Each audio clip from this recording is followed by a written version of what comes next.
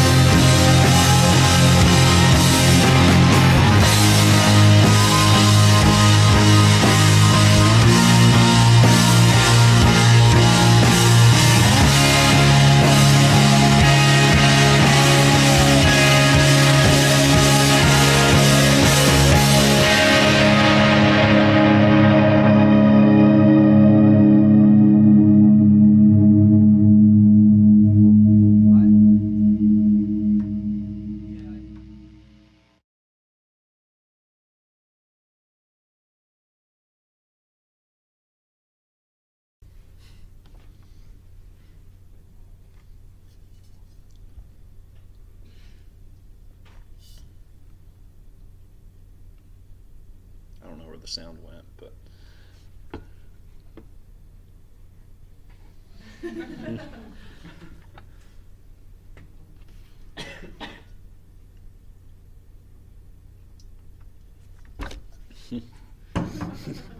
I mean, yeah, it's a YouTuber. So today we get to learn about the history of the internet. An older term for the internet was the information superhighway, this global network of communication devices. And the internet is of course this network. I mean, when you connect, your device becomes part of that network and taps into all the resources therein. And of course, you can send text, you can send images, you can send sound, and it provides this visual interface for the world's connected devices to a potentially unlimited audience. Now, the first internet connected devices relied on a hardline connection.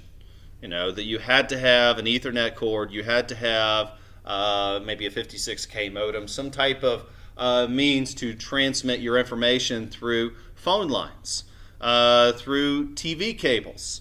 But now, of course, you don't even need that. We have Wi-Fi routers, and so you can connect to those with your own personal device. And these capabilities allow an increasing number of people to work from home, to telecommute, to everything from teaching online to online sales to online consulting to online graphic design to all number of projects and careers that you can be involved with that you can work on wherever. For example, this is of course an older photograph, but even in the 1990s, Wall Street stockbrokers were analyzing financial data using computers, could use computers to create predictive models to analyze trends in the stock market to make good investment decisions. Now, the Telecommunications Act of 1996 allowed for communication companies to start up or to buy related ones. The idea was to make it easier for technology firms to get started. And so with more companies working in technology, this would mean more competition. It also allowed for major media mergers. Now, some parts of this were controversial. For example, the major media mergers meant that you wind up with these kind of mega companies like Google or like AT&T or like Apple that just have so much power.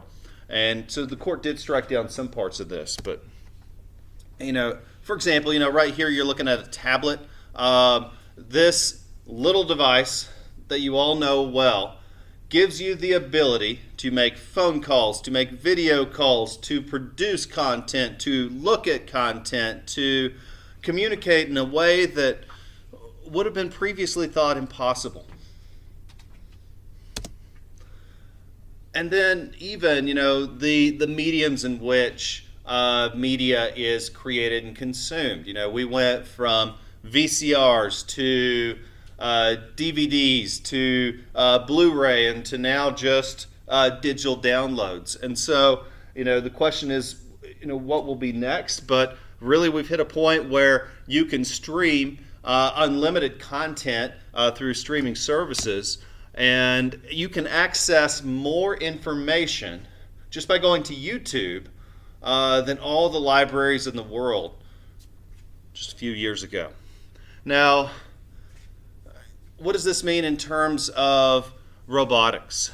Well, for one, virtual reality is still an up-and-coming technology, but it is available. You can actually access a lot of virtual reality devices by simply buying a phone that's capable and buying a little headset that can do it. And that's a version of virtual reality, but of course there's far more sophisticated versions as well. Computers have been designed that have natural language understanding, that have the ability to produce a sense of logic, to produce a sense of life, at least life seeming qualities. And the idea there was to humanize robots. The International Space Station, of course, I'm sure you've heard, was recently part of a major project to document the black hole. We've sent missions to Mars that have brought back, you can go online, you can Google image Mars, and you can see with the push of a button what other planets look like from up close.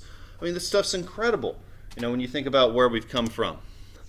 Now, this is a plant in China. In 2008, workers were assembling electronics here. By 2010, China is the leading exporter of manufactured electronic goods.